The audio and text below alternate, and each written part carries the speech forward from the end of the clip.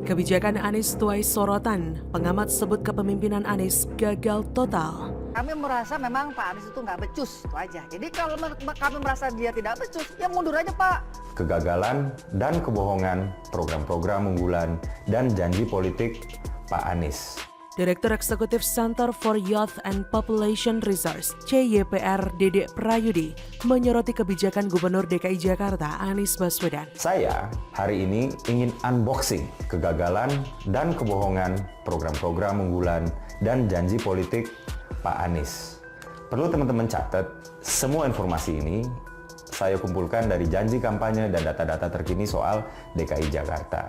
Dilansir dari Warta Ekonomi, menurut dia, Anies Baswedan kerap gagal dalam beberapa program yang tengah dijalankan di Jakarta. Dede menjelaskan, meski telah mendapat suntikan dana yang cukup besar di DKI Jakarta, yaitu 80 triliun rupiah, tetapi hal itu berbanding terbalik dengan pembangunan. Menurutnya, Anies Baswedan bahkan tidak mampu memanfaatkan anggaran yang besar di DKI Jakarta. Selain gagal memanfaatkan anggaran, Anies Baswedan pun dianggap tebang pilih terhadap penyelesaian masalah di wilayahnya.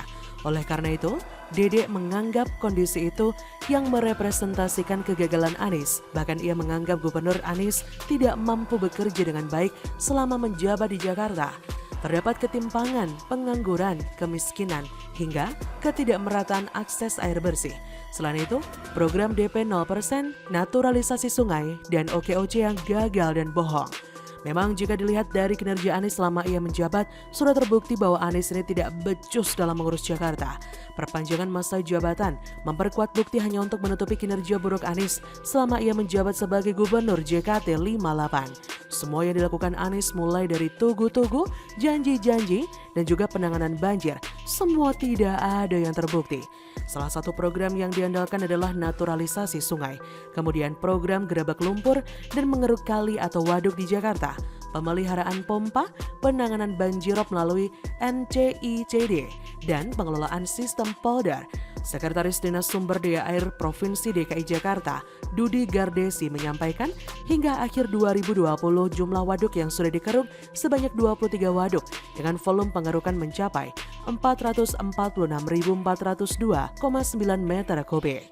Sedangkan anggaran banjir sendiri pada 2021 ini mencapai 1,5 triliun rupiah, angka yang sangat fantastis untuk penanganan banjir.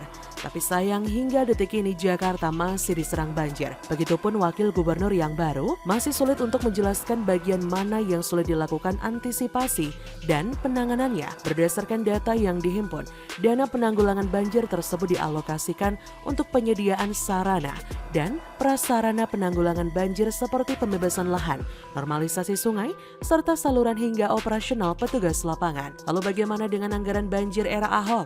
Sebagai contoh, di era Gubernur Basuki Cahayapurnama alias Ahok, fokus penanggulangan banjir diprioritaskan pada normalisasi sungai dan waduk.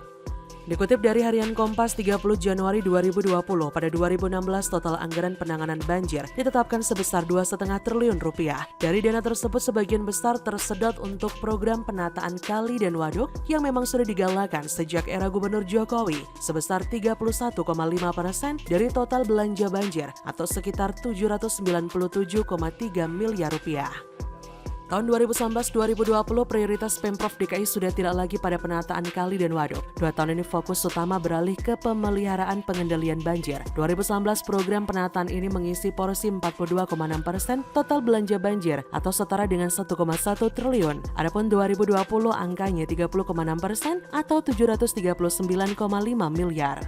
Program ini tak hanya meliputi pemeliharaan sistem drainase seperti saluran, kali, waduk, atau situ, tapi juga pompa sebagai alat yang sangat diperlukan di Jakarta. Dari data ini mengatakan jika memang keduanya, baik Anies atau Riza Patria, gak paham konsep penyelesaian banjir sendiri, hal yang paling penting adalah keduanya enggan menggunakan konsep Ahok dalam penanganan banjir. Keduanya gagap bekerja.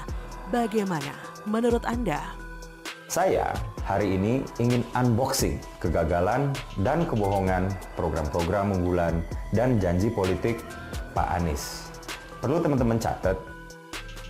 Kami merasa memang Pak Anies itu nggak becus, itu aja. Jadi kalau kami merasa dia tidak becus, ya mundur aja Pak.